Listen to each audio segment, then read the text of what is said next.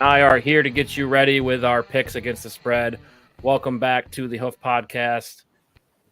NFL Week 3 picks. A lot of good matchups this week. I think I say that every single week. Time's a ticking. Feels good. It does feel good. Yeah, how's the picks been? I know you've been dialed in. I know we keep track of it, but I tallied them up. We'll have to do that for our next show. I was 5-2 the first week, and what was it? 4. I'm 7, 6-1 so far in my picks. So we had the push this week. That wasn't. It's always annoying, and that game was the Saints game. So they scored. They gave up a touchdown and a 2-point conversion with like a minute left. That made them only push instead of win, which really stunk. And then you had the Giants, which was brutal against 2-0 versus the spread now, Arizona. So right. On. It's funny because every week you're like the Arizona Cardinals are trying to lose, but they almost didn't. They had to put the memo out last week, like, guys, we're up 28-0. We're supposed to lose this game. Yep. Tank it. Okay, we'll figure it out. No. Yeah. So it should be good. We're still above board. We're still above 500. That's where we want to be. It's early in the season. We're still feeling it out. I'm excited for the matchups this week because you're right. It's a lot tighter now. It's not clear as day yet, which is a fun place to be when it comes to making picks. Yeah, and it's always tough making picks early in the season because you just don't know who the teams are yet. There's no identity. You haven't really identified the momentum, right? I feel like over a 5-game span or a 5-week span, you can kind of tell, okay, this team's for real or this team's, struggling. The sample size has been small, right? Like teams like the Chargers, the Vikings, both being 0-2. Just so surprising. I don't think anybody picked that. The Bengals being 0-2. Yeah, nobody saw that's that a brutal coming. one. No. I mean, Joe Burrow's injury. Yeah, I mean, there's a lot to contribute to that. The Chargers have no excuse. They suck, right? I mean, there's no excuse there. We were on different pages when it came to that team, right? Because in preseason, you're like, oh, the Chargers have the best roster. Look, yet again, I know, I said it. I'm like, I'm not falling for it again this year. Don't tell me what you are. Show me what you are. But they're in every game. They're in the game, but they can't win. The defense. I mean, look, the offense keeps them in the game, I feel like, but the defense just is missing something. I still don't even know what. I mean, week 1, you play Miami. Miami right now is an outlier, right? Yep, They're, of course, just on fire.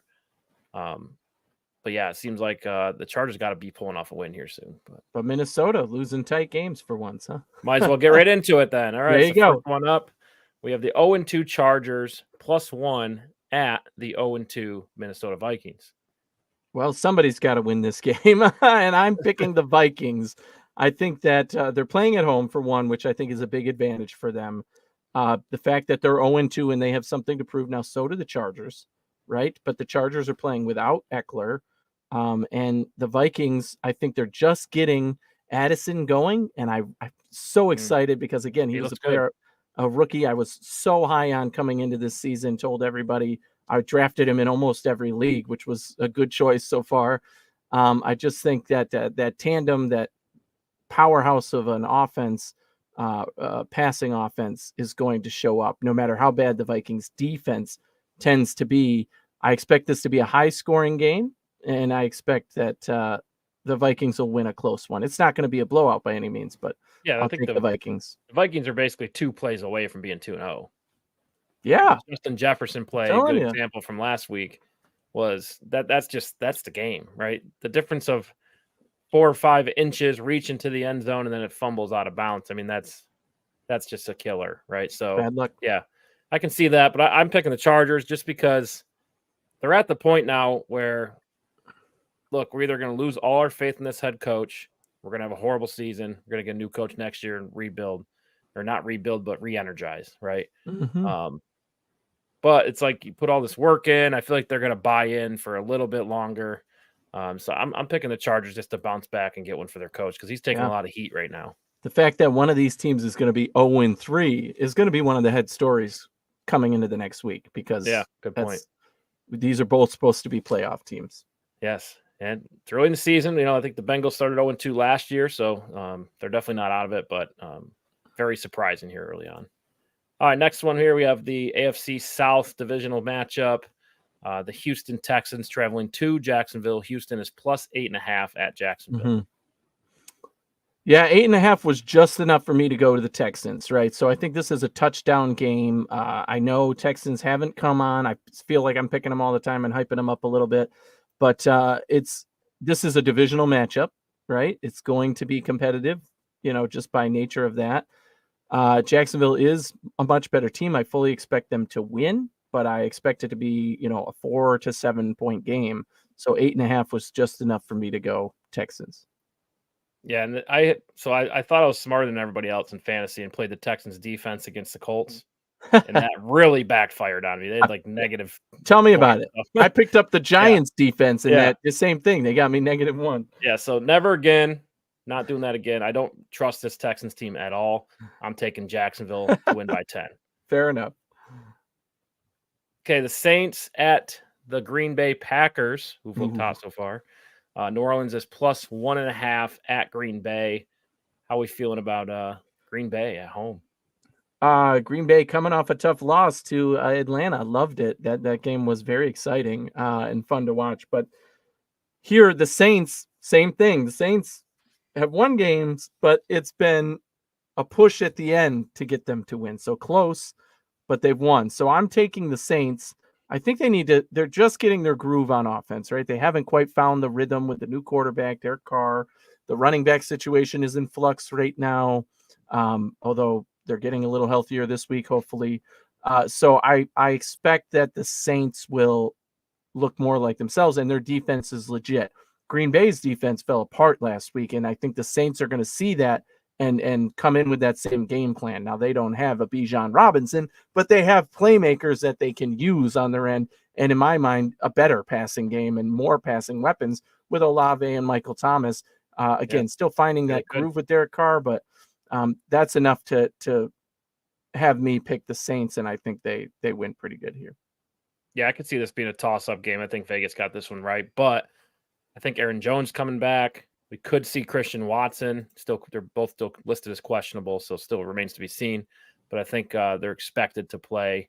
At least that's the vibe that I'm getting from reading around the league. But yeah, so I'll take Green Bay. I think when they get Christian Watson back, it's going to be a lot. That's a difference maker for them. I keep saying it every week, just waiting for that moment. So I think Green Bay pulls this one off at home. Guys got to get on the field to make a difference, right? I mean, don't get me Romeo wrong. Dubes can't do it all, right? It's like, that's right. All right, we have the Atlanta Falcons at the Detroit Lions. Detroit, that tough loss at home last week, but Atlanta is +3 at Detroit. Who you got? I think this is going to be, again, a high-scoring, fun game to watch. There's going to be a lot of touchdowns. I think the Lions win the game, but I'm taking Atlanta with the 3 points because I do think this is one that's going to come down to the wire and be close. So I'll take Atlanta with the points, Detroit to get a win at home. Yeah, same thing. I think Detroit, the fans are bought in, right? And they had the home opener. Crowd was pretty electric. And they got let down, right? So I think they bounce back this week. And I think Detroit gets a close win. We'll say 5-point win. Control through the run game. I know Montgomery's down, but I think Detroit can grind it out. Bijan. I mean, everybody's going to be scoring touchdowns in that game. Play your fantasy players for Atlanta and Detroit, right? Yeah. Not the defenses. Yeah. All right, we got the Broncos coming off another really close game, down to a 2-point conversion. Very exciting to watch last week. They're at Miami, the NFL's top offense. Denver +6.5 at Miami. Can they stop Miami's offense? Well, that is a difficult question to ask, right? I think that they can keep them in check enough that you'll see. I'm picking Denver with the points. I do think Miami wins this game as much as I would love to see the Broncos pull off a win. But 6.5, like you said, they've kept it close in games. I feel like this could be a 6-point game or maybe even a 3-point game down the stretch. I think the Broncos will at least be able to hang a little bit with Miami, and Miami isn't going to get some huge lead by the fourth quarter. So that's why I'm taking the Broncos with the points. Hopefully their defense can keep Miami in check and not allow them to run away with it. But I do think the Broncos offense and the way they play just tends to, they're a grind it out, slow it down, and kind of at the end of games try and make a big play, which hasn't worked out for them in the first 2 games. But That's where you want to be, though, right? You want to yeah, have the opportunity to win, and and like a little more time than a few seconds. You don't want to be throwing Hail Marys, but I mean, right. that's kind of where you want to be. If they can get on the other side of that and actually have a couple point lead, they would be winning those games. So, yeah. I mean, understand that could be a close game, but Tua does go through like these cold streaks. But right now, nobody's been able to stop Miami, and I don't think that's going to happen this week. So I'm taking Miami by double digits. Next matchup here, we got the 1-1 Titans at the 1-1 Cleveland Browns. Tennessee's plus 3.5 at Cleveland. Let's hope the Nick Chubb injury doesn't slow down Cleveland too much. Yeah, because I know they relied on him a lot, so hate to see that. But who are you taking? This was another difficult one. I think Cleveland wins a tight game, holds on for maybe a 1-point win. So I'm taking Tennessee with the points, even if Cleveland wins by 3.5 was enough to push me toward taking Tennessee. They've been in close games already this year. Cleveland has enough weapons that they can maintain that run game. They just signed Kareem Hunt again. I don't think he's going to play in this game. He's probably not game ready. But Jerome Ford looked every bit the part. They were able to kind of still score the way they wanted to. Deshaun Watson, I mean, has there been a bigger fall from stardom to mediocrity in the NFL? I mean, last year, obviously, they were like, oh, okay, he's just coming back. He's got enough games back that we should be seeing better out of him, and we're not. So, I mean, he's got to have something to prove. He's got to play better, period. No ifs, ands, or buts about it. But even with him not playing his best, they're still staying in tight games, and that's why I think ultimately they win the game. But Tennessee's defense has been pretty good, and they've been able to do their thing too of what we expect that team to be: grind the ball, run the ball. So far, you just don't know what Tennessee is, right? Because week 1 it seemed like a disaster. Right. Last week they played tough, but still came up short. But back to Deshaun Watson real quick. I mean, statistically, we haven't seen him get back to where he was. But I mean, he's still a good option for Cleveland, right? He's making plays. He played a really tough defense. So I mean, I think, he gave up 2 touchdowns and had 2 personal he had a bad fouls. fumble on a 4th and 1. Oh, he had a terrible game against Pittsburgh. Yeah, but I mean, you can just watch it. The guy's got the talent, right? It's there. Cleveland hasn't had that in a long time. So I just want to see it all get put together eventually, just like everybody else. And maybe that's this week. I'm taking Cleveland. There you go. All right, we got the Bills at the Washington Commanders. Buffalo coming off a big victory, and Commanders surprising everybody, right? Yeah. 2-0 with Sam Howell. Who saw that coming? I don't know. Buffalo plus 6.5 at Washington. Wow, we agree on one here. We're both picking Buffalo. Yeah, I mean, I think Buffalo, this could be a tight game. We're not underestimating Washington's defense, right? They have a very good defensive front, very good defensive line.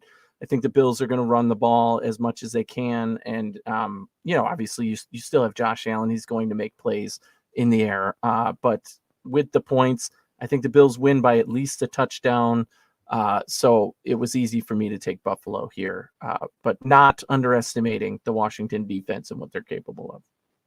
Yeah, we talked about this game a lot on the Morning Brew show. And look, the Bills just sustain drives, right? Keep the defense on the field for the Commanders, tire them out. And I think the Bills will win by 7. I don't think it'll be a high-scoring game, but I think they definitely win by 7. Next game, we got AFC East division matchup. The Patriots traveling to MetLife to take on the Zach Wilson-led New York Jets. New England minus 2.5 at the New York Jets. The Jets got a chance here. I mean, sure, they have a chance. Their defense is always going to keep them in games, right? Their defense is that good that they can be good enough to win them games at times. We saw that happen last year. But New England is better in a sense that they are more consistently good enough on offense and good enough on defense. And that's enough for me to pick the Patriots to win the game by at least 3. And I think they have like a ridiculous, 11-game win streak versus the Jets right now or something crazy. So give me Bill Belichick to continue to have the number of the Jets and get a W here. I mean, with the Jets, I'm surprised that Zach Wilson's going to keep playing, right? This season's going to go down the drain pretty quick if they don't figure something out. The guy's just not, he so far what we've seen is he can't play. You know what I mean? Doesn't look comfortable. Doesn't seem like he's understanding the defensive concepts. That's going to be twice as hard, 3 times as hard against Bill Belichick, who just confuses quarterbacks. So I think at some point the Jets got to look to bring somebody in, right? I think when they do, it's going to be too late. Actually, the name I heard floated around today that I thought might be a good idea was Jameis Winston. Right? Okay. It's somebody who can, has proven he can lead teams. He's known to make mistakes too, but at least he's willing to throw the ball out there and he's better at it. So I like that name as an option that can be brought in and actually be effective versus, all these retired old, like, stop throwing those names out there. They don't move the needle if you're the Jets. Whereas, not that a Jameis Winston is going to come in and be Aaron Rodgers by any means, but he at least gives you a better chance to win and is a reasonable option to bring in and know that he can play and be consistent. And I think Carson Wentz would be a good name for them to bring in. No, he's been terrible. Well, I mean, he's been terrible, but the guy, he has 300-yard games. It makes a productive offense. I understand the turnovers. I understand the coachability, right? He goes off script too much. It's been a big complaint, but doesn't move the needle. Who does, though? Winston. No, he's the same. Bring in one of the backups. He's been terrible too. Anyway, yeah, New England has the same problem with Mac Jones. I mean, it's the same New England offense that it's been for years and years. It's the same style. They get Mac Jones in a position to drive the ball down the field in the last drive and win. Hasn't done it. This has been the knock on him. And it's almost not fair. They're too used to the Tom Brady era. Look, guys like that don't exist. How many times have we said it? So, yeah, I'll take New England in this one, though. All right, Carolina at Seattle. Carolina plus 6.5 at Seattle. Seattle, surprising win against Detroit last week. Yeah, they were really good in that game. Bryce Young a little banged up here, so. Well, Andy Dalton could give them a better chance to win. Who knows? But I think Seattle, this is a game that's going to get them back on track where most people had them in the playoff hunt, right? Being one of those wild card teams in that. So I do think that they can win this game by more than a touchdown. They should win it by even more than that in my mind. I've made no secrets about it. This is one of my favorite offenses, period. Not Geno Smith at quarterback. He does the job well, don't get me wrong, but those weapons they have at running back and at wide receiver are just amazing. Yeah. So I think that last week was the first time we were able to see things clicking and getting in motion. This week we should see more of that against a team that hasn't looked that sharp, although their defense has been limiting teams to points at least. But I thought that was more because the offenses didn't capitalize where the opportunity was given to them. And this Seattle team has way more weapons than the teams Carolina has seen so far. So, I think that chalks up to a 10-point or more victory. Right. And I think if we see the same Seattle team that we saw against the Lions last week and they get on a run here, they got the Panthers, the Giants, the Bengals next 3 games. They could get hot. They're, like you said, they're a talented team on both sides of the ball. They're a team who got hot late last year, squeezed into the playoffs, but I think they could do that again this season. So I'm taking Seattle in this one. All right, Chicago at the Kansas City Chiefs. Chicago's plus 12.5 at Kansas City. Chicago, all kinds of crazy news this week, right? FBI raids, Justin Fields blaming the coaching staff. Yeah. I mean, you don't want to see that stuff in week 2.5. Justin Fields telling the truth. So, I mean, not good. Like, talk about coming off the rails. The train barely got going and you're on the wrong track. We're not in week 3 yet. Yeah. Like, wait a minute. How did we even start moving? So this does not bode well for Chicago. Kansas City, I mean, we would have picked them anyway if it was normal circumstances, expectations coming into the year. But 12.5, I hate big numbers like that. You always hear me say that. Anything above 10, these are NFL franchises. That's risky. But for a team that has had as much fall apart on both sides of the ball this week as Chicago has, and a team that is the Kansas City Chiefs, the Super Bowl champions, the best offenses, the Patrick Mahomes, right? So, I mean, I'm taking Kansas City minus 12.5. I think they win probably by at least 2 touchdowns. Yeah, and Kansas City didn't score a ton of points last week. They're again still feeling it out. It's early in the season, but I mean, I just don't see Chicago having the ability to keep Pat Mahomes off the field, and that can become a problem, and it can get out of control really quick. So, taking Kansas City at home. All right, we got Dallas, probably the hottest team in the NFL, alongside with Miami, at the Arizona Cardinals, who are trying to lose. I think, but have been in games. So Dallas keep coming out to minus, leads and then giving them back. Yeah, Dallas minus 12.5 at Arizona. Big spread here too. Yeah, again, plus anything over 10. And I just told you at the top, right? Arizona's 2-0 against the spread. They could make it 3-0 here, but Dallas is just too good on defense, even with the loss of Trayvon Diggs, which is sad to hear in the news. That's never a good thing to lose a dynamic playmaker who can take the ball away on defense. But that defense is well-rounded. Even without him, they will be fine. And yeah, they're going to hold Arizona better than hopefully the last two teams. Let me tell you, if the Cardinals come out and take a lead in this game early on again, and like a 10-point lead like they did in the last two, then something is going on, right? Then there's really conspiracy there. But I just think Dallas wins by more than 2 touchdowns as well. I'm not going to bet these games because of those big lines, but I'm picking Dallas for sure. Yeah, I'm taking Dallas as well. And then look, their offense is playing decent, but their defense has just been on fire. Micah Parsons just destroying offenses. He seems to be the best player in the league right now, I would say. So that's going to be very disruptive for the Arizona Cardinals, who just don't have a lot. You know what I mean? It's going to be hard to keep up with that defense. So I'll take Dallas.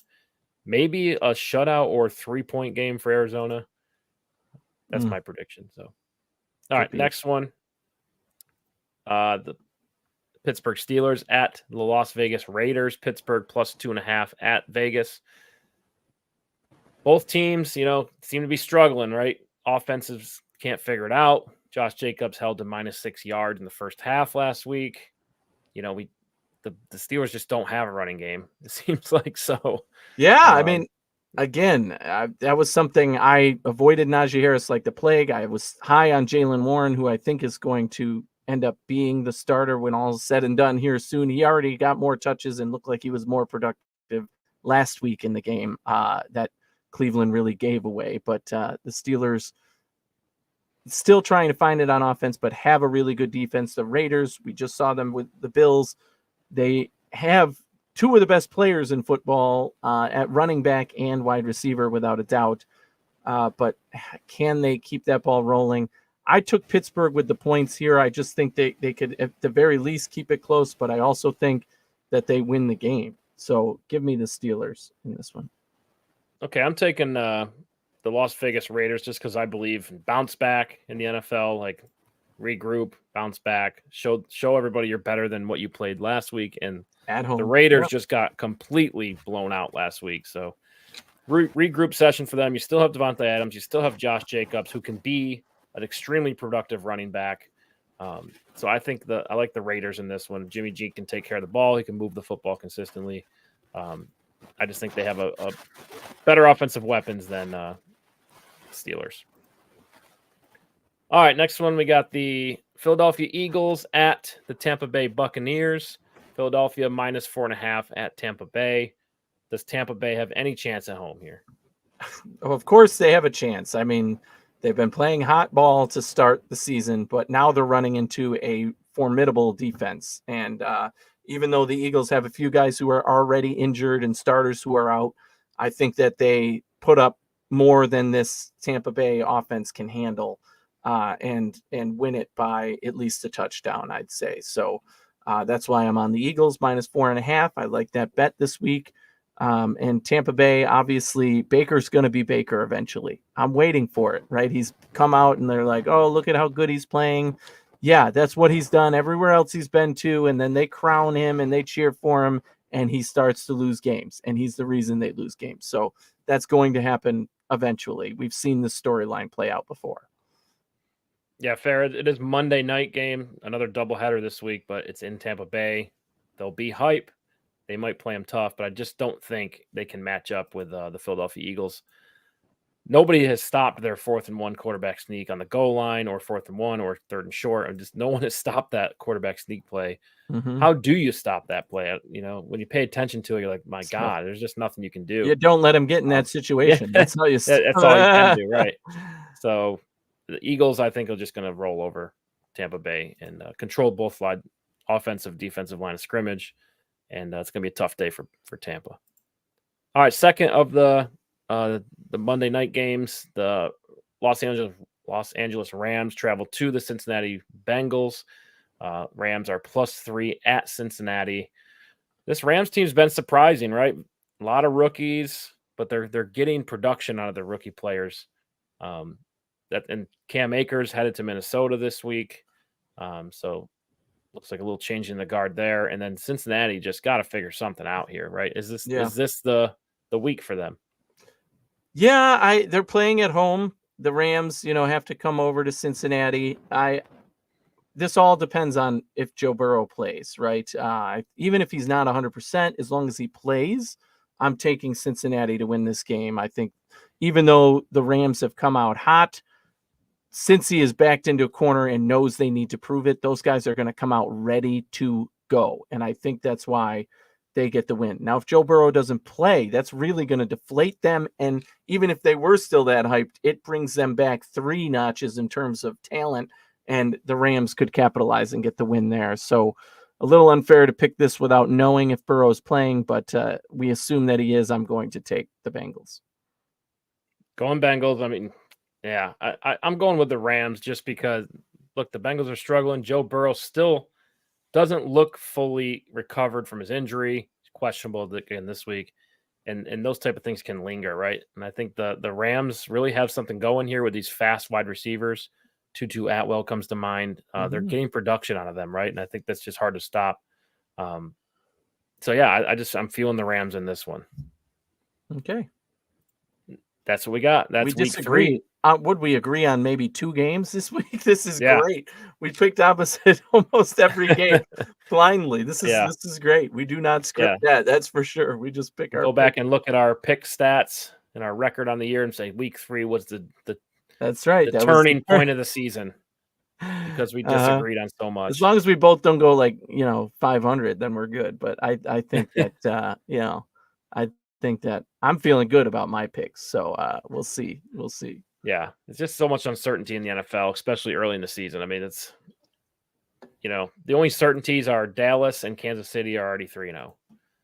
It seems like obviously got to play, but feels that way. Feels comfortable. Again, Jets got to figure out something, man. They're going to get blown out. The season's going to get away from them very quickly, is my concern. And look, the Jets fans were hyped.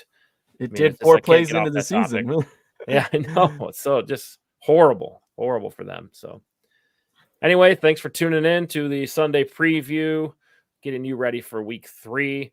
Be on the lookout for Anthony's top 6 picks of the week, his best bets of the week. That show will be dropping as well. And be sure to check out our social media. Be posting the picks as well, the pick 6s, the best bets. You can check that out on our Instagram, our Twitter handle. We do have a Facebook. You can comment on YouTube. You can give us a call if you want. DM us. We'll give you a phone number. That's right. Yeah, sure. Text me up. Yeah. My extended warranty is due. So yeah.